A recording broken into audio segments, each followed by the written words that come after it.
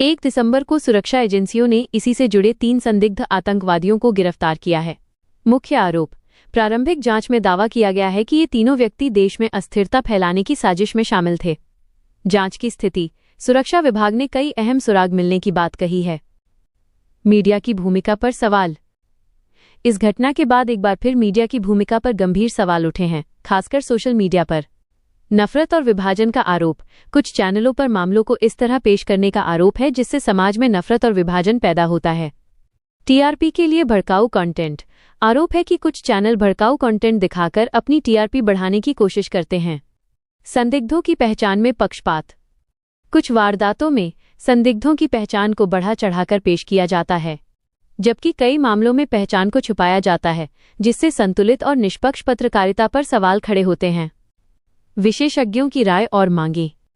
आतंकवाद और धर्म। विशेषज्ञों की राय है कि आतंकवाद को धर्म से जोड़ना गलत है। अपराधी केवल अपराधी होता है। मीडिया का दायित्व। मीडिया को तथ्य आधारित रिपोर्टिंग करनी चाहिए, न कि तनाव पैदा करने वाली। कार्रवाई की मांग।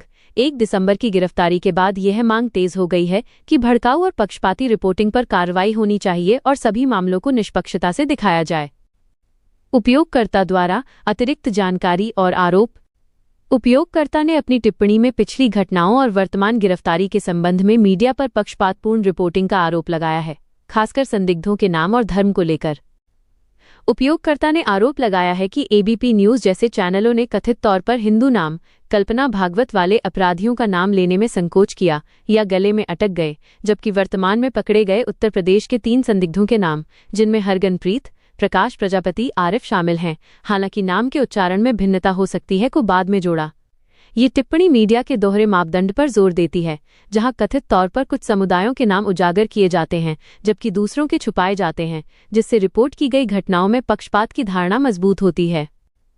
यह रिपोर्ट और उस पर उपयोगकर्ता की टिप्पणी दोनों ही पत्रकारिता की नैतिकता, निष्पक्षता और सामाजिक जिम्मेदारी के महत्व को दर्शाती है, खासकर आतंकवाद जैसे संवेदनशील मामलों में जहां रिपोर्टिंग से सामाजिक सद्भाव प्रभावित हो सकता है।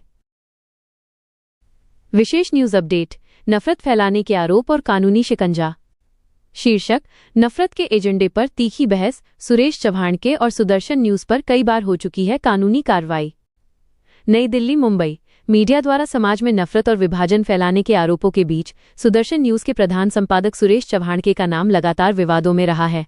नफरत फैलाना, आतंकवादी तैयार करना को देश की न्यायपालिका भी कई मामलों में संज्ञान ले चुकी है। जांच और सर्च परिणामों के आधार पर यह स्पष्ट होता है कि चव्हाण और उनके चैनल के खिलाफ सांप्रदायिक सौहार्द बिगाड़ने और नफरत फैलाने के लिए पहले भी कई बार कानूनी कार्रवाई की गई है। 1. सुप्रीम कोर्ट में यूपीएससी जिहाद विवाद। मामला सुदर्शन टीवी के एक शो, जिसमें सरकारी नौकरियों में मुस्लिमों की घुसपैठ का दावा करते हुए यूपीएससी जिहाद जैसे शब्दों का इस्तेमाल किया गया था, पर विवाद हुआ। सुप्रीम कोर्ट का रुख। कोर्ट ने इस शो के प्रसारण पर रोक लगा दी थी। कोर्ट ने स्पष्ट कहा था कि वो पत्रकारिता के बीच में नहीं आना चाहता, लेकिन मीडिया का यह दायित्व है कि किसी खास समुदाय को निशाना न बनाया जाए। सरकार की भूमिका पर सवाल। सुप्रीम कोर्ट ने सरकार से ये भी पूछा था कि क्या कानून के हिसाब से वो ऐसे मामलों में हस्तक्षेप कर सकती है, क्योंकि हेट स्पीच पर प्रावधान अभी भी डेड लेटर निष्क्रिय बना हुआ है। 2. विभिन्न एफआईआर और गिरफ्तारियां। 2017 में गिरफ्तारी। अप्रैल 2017 में उत्तर प्रदेश पुलिस ने सुरेश चव्हाण को सांप्रदायिक माहौल बिगाड़ने और 2 समुदायों के बीच नफरत फैलाने के आरोप में लखनऊ एयरपोर्ट से गिरफ्तार किया था। महाराष्ट्र में एफआईआर। जून 2023 में महाराष्ट्र के अहमदनगर जिले के संगमनेर इलाके में कथित तौर पर सांप्रदायिक भाषण देने के आरोप में चव्हाण के खिलाफ एफआईआर दर्ज की गई थी। 2021 हेट स्पीच मामला। दिल्ली में दिसंबर 2021 में हिंदू युवा वाहिनी के एक कार्यक्रम में भड़काऊ भाषण के मामले में दिल्ली पुलिस ने सुरेश चव्हाण से पूछताछ की और सुप्रीम कोर्ट को बताया कि जांच अंतिम चरण में है। 3. नियामक निकायों की कार्रवाई। सूचना और प्रसारण मंत्रालय (MIB) मंत्रालय ने नफरत फैलाने वाले कंटेंट के खिलाफ सक्रिय कार्रवाई की है।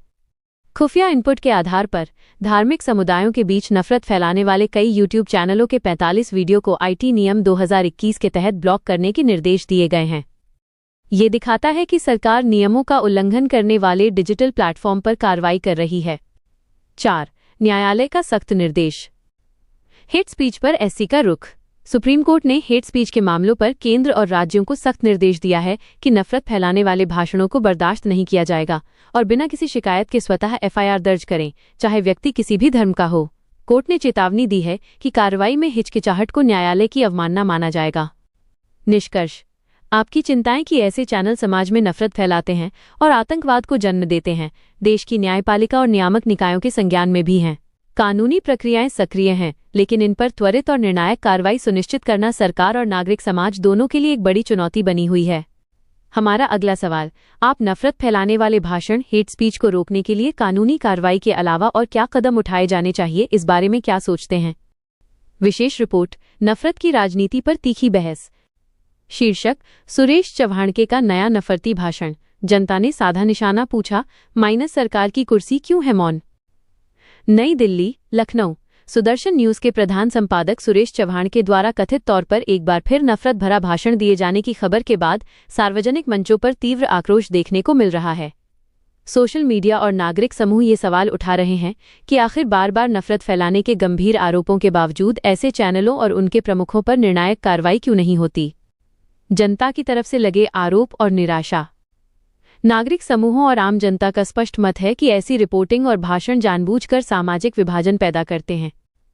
राजनीतिक संरक्षण का आरोप: ये गंभीर आरोप लगाया जा रहा है कि चव्हाणके जैसे लोगों को इसलिए कानूनी कार्रवाई का सामना नहीं करना पड़ता क्योंकि इनके नफरत भरे भाषणों पर ही सरकार की कुर्सी भी टिकी हुई होती है। नतीजा: इस राजनीतिक संरक्षण के कारण ऐसे लोगों पर कोई कार्रवाई नहीं होती और न ही ऐसे चैनल बंद होते हैं जो सुबह शाम सांप्रदायिक वैमनस्य फैलाते हैं।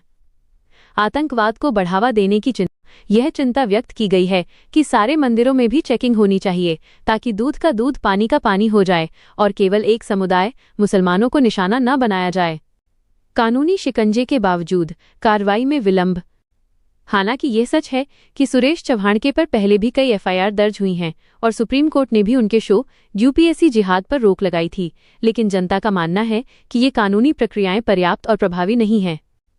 सार्वजनिक सवाल: यदि ऐसे भाषण और चैनल खुलेआम नफरत फैलाकर देश में अस्थिरता पैदा करने की कोशिश कर रहे हैं, तो न्यायपालिका के सख्त निर्देशों के बावजूद सरकार और नियामक निकाय त्वरित और निर्णायक कदम क्यों नहीं उठा रहे हैं?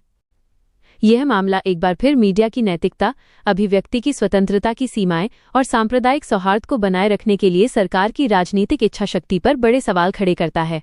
स्टेटमेंट। आवाज टीवी 24, आपसे एक अनुरोध। ये थी देश की आवाज टीवी 24 की स्पेशल अपडेट।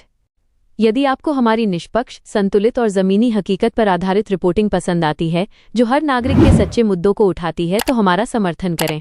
अभी सब्सक्राइब करें देश की आवाज टीवी 24 को और बेल आइकन ऑफ को दबाना न भूलें।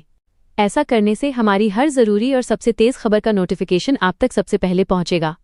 जुड़े रहिए देश की आवाज टीवी 24 के साथ। आवाज आपकी, जिम्मेदारी हमारी।